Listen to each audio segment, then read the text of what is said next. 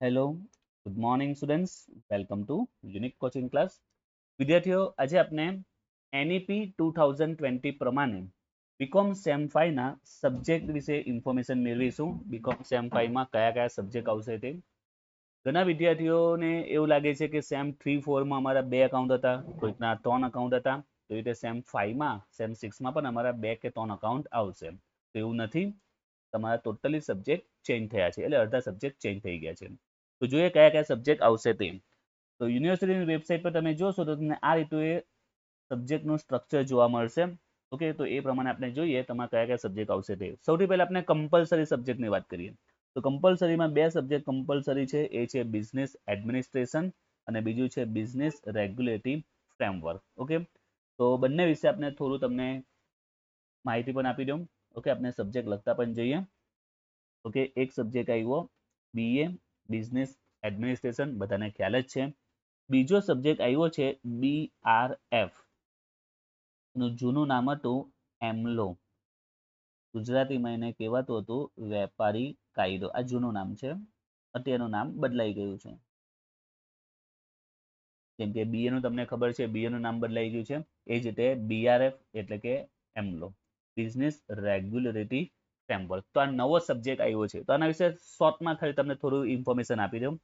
તો સિમ્પલી આ લો નો સબ્જેક્ટ છે, કાયદાનો સબ્જેક્ટ છે. ઓકે, આમાં તમારે અલગ અલગ લો ભણવાના આવશે. કયા લો? તો જેમ કે એક છે કોન્ટ્રાક્ટ એક્ટ, કરાર ધારો. કોન્ટ્રાક્ટ એક્ટ છે, પછી માલ વેચાણ ધારો, sales of goods act, negotiable instrument act, company act. એટલે અલગ અલગ કાયદા આમાં તમારે ભણવાના આવશે. તો આ તદ્દન તમારા માટે નવો સબ્જેક્ટ છે. હવે બીજો પોઈન્ટ એ કે આની પ્રિપેરેશન બી કઈ રીતે કરવાની. બીઆરએફ આખો નવો સબ્જેક્ટ છે, કાયદાની ભાષા છે. ઓકે, તો જે રીતે તમે બીએ ની પ્રિપેરેશન કરો છો, ઇકોનોમિક્સ ની પ્રિપેરેશન કરો છો, એ રીતે આ નહીં થઈ શકે, બીકોઝ આને સમજવું થોડું અઘરું છે. એટલે આમાં તમારે કોચિંગની થોડી જરૂર પડી શકે છે. રાઈટ, હવે તમે જાતે વિચારીને પણ કરી શકો છો, પણ ઘણા સ્ટુડન્ટ આમાં કન્ફ્યુઝ થવાના પૂરેપૂરા ચાન્સ છે. જે સિમ્પલ પોઈન્ટ છે, બીએમાં કોઈ ક્વેશ્ચન હોય, બરાબર છે, જેમ કે આયોજનનો લગતો હોય છે, અંકુશને લગતો હોય છે, તમે એકવાર વાંચો તમને ખબર પડી જાય કે એમાં શું કહેવા માંગે છે. જ્યારે બીઆરએફ એમ્બલો ની વાત કરીએ ને, તમે એકવાર વાંચશો ને, તમને દિમાગમાં કઈ ઉતરશે નહીં. 2-3 વાર વાંચશો ત્યારે ખબર પડશે કે આમાં શું કહેવા માંગે છે. ઓકે, એકવાર તમારા કોઈ પણ કોન્ટેક્ટમાં કોઈ સ્ટુડન્ટ હોય, એની જૂની બુક હોય, તમે એકવાર બુક રિફર કરજો, તમને આઈડિયા આવશે કે આમાં જે લેંગ્વેજ છે, લેંગ્વેજ હેવી છે, બીજું કંઈ નથી. છે ઇઝી, સિમ્પલ જ છે, બટ લેંગ્વેજ થોડી ટફ છે. બીકોઝ એ લો ની લેંગ્વેજ છે, કાયદાની લેંગ્વેજ છે. જે કાયદામાં જે વર્ડ્સ યુઝ થયા છે, એ વર્ડ્સ એમાં યુઝ કરેલા શબ્દમાં સ્ટુડન્ટ કન્ફ્યુઝ થઈ જાય છે કેવા શું માંગે છે તેમ. તો એમાં કોચિંગની તમને જરૂર પડી શકે છે. સ્ટુડન્ટ પર ડિપેન્ડ કરે છે. Okay, almost basically most of બધા સ્ટુડન્ટ આમાં જરૂર પડતી હોય છે, બીકોઝ શબ્દમાં સમજવું ટફ છે. રાઈટ, હા, જો તમે કોલેજમાં વ્યવસ્થિત શીખી લેતા હોય તો આઈ થિંક તમને કોચિંગ કરવાની જરૂર નહીં પણ પડે, પણ બેઝિકલી મોસ્ટ ઓફને જરૂર પડે છે, બીકોઝ એની લેંગ્વેજ હાર્ડ છે. તો આ બે common subject, sorry compulsory subject છે, જે દરેક સ્ટુડન્ટને આવશે. રાઈટ, હવે બીજા કયા સબ્જેક્ટ આવશે તે. તો જો આમાં કીધું છે એની one from the following. Okay, એટલે હવે આમાંથી કોઈ પણ એક સિલેક્ટ કરવાનો આવશે. હવે જે પહેલું જે વાત કરીએ, advance accounting and auditing 5 and 6 એવું આપેલું છે. એડવાન્સ અકાઉન્ટિંગ ઓડિટિંગ 5 and 6, એટલે આમાં એક સાથે બે સબ્જેક્ટ છે. ત્યાર પછી બીજું આપેલું છે banking 5 and 6, statistics 5 and 6, computer application 5 and 6, tax procedure and practice 5 and 6, marketing management 5 and 6. તો અમારે તમારે કોઈ પણ એક સિલેક્ટ કરવાનો આવશે. હવે અહીંયા હું એક મેજોરિટી સ્ટુડન્ટની વાત કરીશ કે મેજોરિટી સ્ટુડન્ટને કયા સબ્જેક્ટ ઓફર કરવામાં આવતા હોય છે, આપવામાં આવતા હોય છે. તો બેઝિકલી મોટાભાગના બધા સ્ટુડન્ટ એડવાન્સ અકાઉન્ટિંગ ઓડિટિંગ એટલે કે અકાઉન્ટમાં ગ્રેજ્યુએશન કરતા હોય છે. એટલે મોસ્ટ ઓફ એમ સમજો કે યુનિવર્સિટી 90% સ્ટુડન્ટને આ સબ્જેક્ટ સાથે બીકોમ ગ્રેજ્યુએશન પૂરું કરે છે. એટલે ઓલમોસ્ટ 90% સ્ટુડન્ટનો આ સબ્જેક્ટ જ હશે, જેમાં તમને એડવાન્સ અકાઉન્ટિંગ ઓડિટિંગ 5 આવશે અને એડવાન્સ અકાઉન્ટ ઓડિટિંગ 6 આવશે. જો કોઈ બેન્કિંગમાં ગ્રેજ્યુએશન કરવાનું હશે તો એને કયો સબ્જેક્ટ મળશે? Banking 5 and 6. ઓકે, એટલે બે બેન્કિંગ આવશે. ઓકે, બેન્કિંગને બે સબ્જેક્ટ આવશે, બેન્કિંગ 5 and 6. જો કોઈ સ્ટેટિસ્ટિક્સમાં કરવું હશે એમાં પણ બે સ્ટેટ આવશે, જે રીતે અકાઉન્ટ બે આવતા રહે બે સ્ટેટ આવશે 5 and 6. જો કોઈ અગાઉના સેમિસ્ટરમાં સ્ટેટિસ્ટિક કે બેન્કિંગ લીધું હશે 3-4માં તો એને વધારે ખબર હશે. રાઈટ, તો અત્યારે હું બેઝિકલી વાત કરું છું કે મેજોરિટી સ્ટુડન્ટને કયો સબ્જેક્ટ મળશે, તો 90 to 95% સ્ટુડન્ટ આ સબ્જેક્ટ ઓફર કરવામાં આવે છે, advance accounting and auditing 5 and 6. Advance accounting and auditing 5,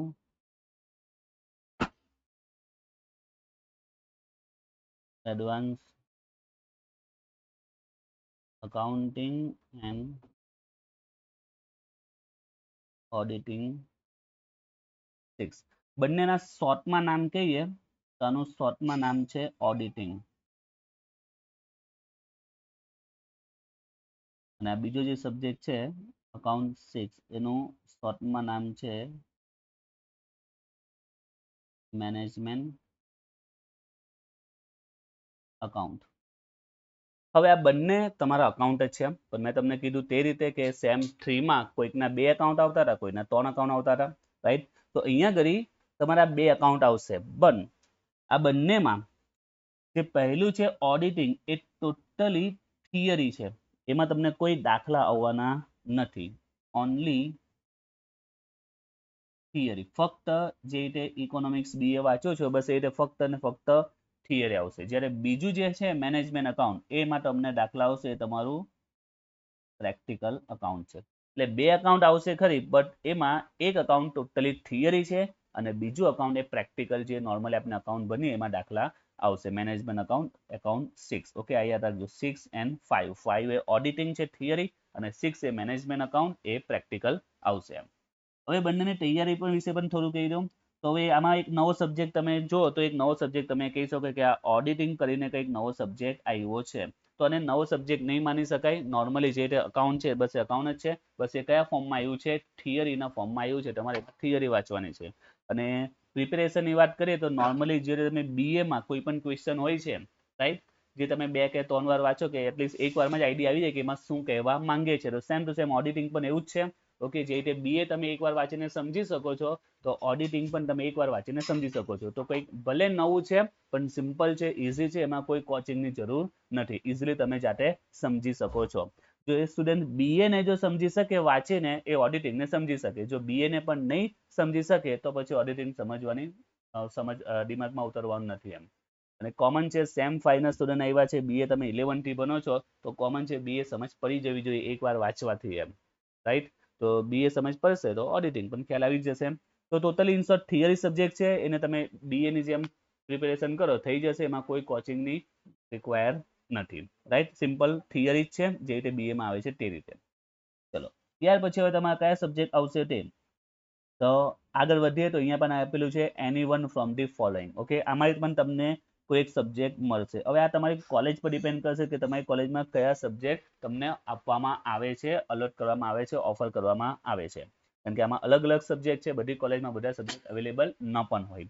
તો કોમન મેં તમને કીધું તે કે જનરલી જે મોસ્ટ ઓફ મેજોરિટી છે એ સબ્જેક્ટની વાત કરું તો તમને કયા સબ્જેક્ટ મળી શકે છે, કાં તો ઇકોનોમિક્સ મળી શકે છે, કાં તો બેન્કિંગ મળી શકે છે, કાં તો સ્ટેટ મળી શકે. આ મેજોરિટી છે કે તમને કોલેજમાં કયા સબ્જેક્ટ મળી શકે, કાં તો ઇકો મળશે, કાં તો બેન્કિંગ મળશે, કાં તો સ્ટેટ મળશે. એ તમારી કોલેજ પર ડિપેન્ડ કરશે.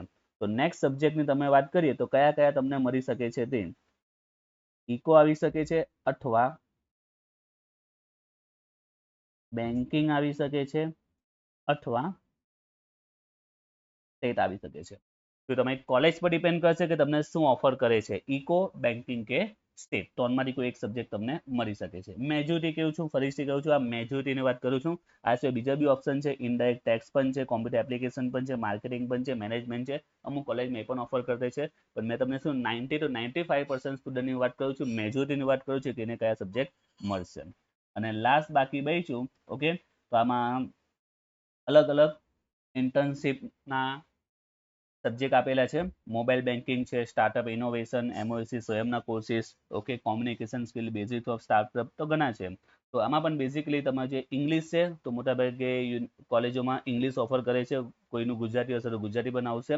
તો બેઝિકલી આમાં ઇંગ્લિશનો ઓપ્શન છે, પણ જો તમારી કોલેજમાં કદાચ બીજો ઓપ્શન અવેલેબલ હોય તો તમે એ પણ લઈ શકો છો. આમાંથી તમારે જે ઓપ્શન સિલેક્ટ કરવો હોય તે. તો આમાં અત્યારે આપણે બેઝિકલી એવું માની લઈએ કે કયું આવી શકે છે, ઇંગ્લિશ આવી શકે છે.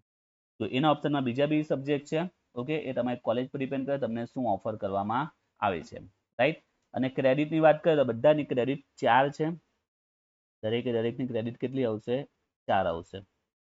અને લાસ્ટ જે ઇંગ્લિશ કે જે પણ સબ્જેક્ટ લેશો એની ક્રેડિટ કેટલી આવશે, એ આવશે ક્રેડિટ 2. એટલે કે આ પેપર આવશે કેટલા માર્ક્સનું આવશે, 25 માર્કનું આવશે.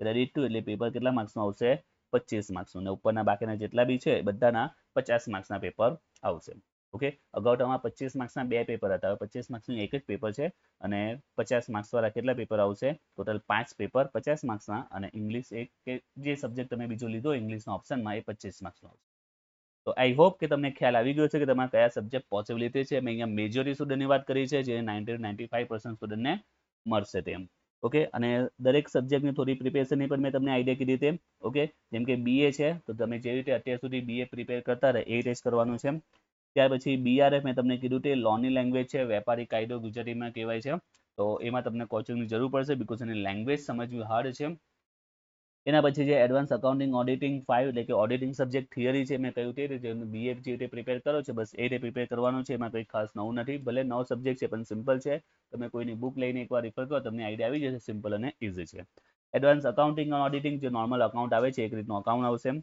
ઇકો બેન્કિંગ સ્ટેટ તન્મય તમને જે ઓફર કરશે તે અને લાસ્ટ ઇંગ્લિશ અને લાસ્ટમાં આપના જે ઓનલાઈન ક્લાસ ચાલે છે એની પણ થોડી આપણે ઇન્ફોર્મેશન લઈએ તો એમાં તમને બે કોર્સ અવેલેબલ છે કોર્સ 1 અને કોર્સ 2 કોર્સ 1 માં તમને 3 સબ્જેક્ટ મળી જશે એક સાથે અકાઉન્ટ 6 બીઆરએફ અને સ્ટેટ ઓકે અકાઉન્ટ 6 એટલે જે પ્રેક્ટિકલ અકાઉન્ટ આવે છે તે બીઆરએફ હમણાં જે કહ્યું તે વેપારી કાયદો લોની લેંગ્વેજ છે અને સ્ટેટ ઓકે ત્રણે મળીને કમ્બાઇન્ડ ફીસ આવશે 1150 1150 જેમાં ત્રણે સબ્જેક્ટ ફૂલ્લી કવર થઈ જશે અને જો કોઈનું સ્ટેટ નહીં હોય કારણ કે સ્ટેટ ઓપ્શનલમાં તમને મળી શકે છે સ્ટેટના અથવામાં તમને બેન્કિંગ અથવા તો ઇકો પણ હોઈ શકે છે એટલે જો કોઈનું સ્ટેટ નહીં હોય તો એના માટે બીજો કોર્સ અવેલેબલ છે અકાઉન્ટ 6 અને બીઆરએફ ઓકે મેં તમને કીધું તે બીઆરએફ એ લોની લેંગ્વેજ છે કમ્પલસરી તમારે કોચિંગ લેશો તમને ઇઝી પડશે સમજવું એમ રાઈટ એટલે બીઆરએફ આમાં બંનેમાં કમ્બાઇન્ડ રાખ્યું છે જેની ફીસ હશે 600 અને બીજું જે અકાઉન્ટ આવ્યું તે ઓડિટિંગ એનો કોચિંગ મેં એનો કોર્સ નથી રાખ્યો બીકોઝ મેં કહ્યું તે રીતે કે જો બીએ પ્રિપેર કરી શકો એટલે ઓડિટિંગ પ્રિપેર થઈ શકે છે એની જરૂર નથી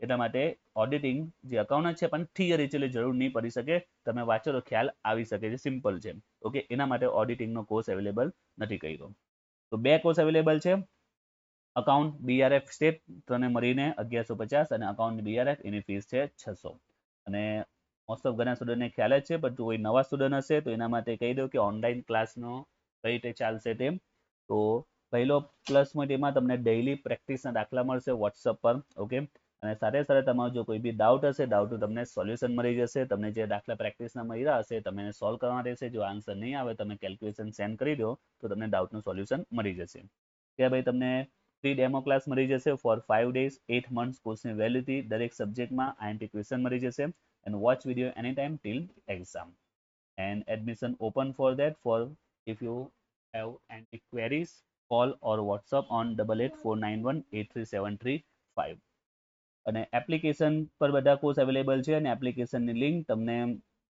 નીચે મળી જશે ઓકે ડિસ્ક્રિપ્શનમાં તમે એપ્લિકેશનની લિંક મળી ત્યાંથી ડાઉનલોડ કરીને એકવાર કોર્સ ચેક કરી શકો છો ઓકે ક્લિયર તેમ છતાં જો કોઈ ડાઉટ હોય સબ્જેક્ટ વિશે તો આપેલ નંબર પર તમે વોટ્સઅપ કરીને પૂછી શકો છો ઓકે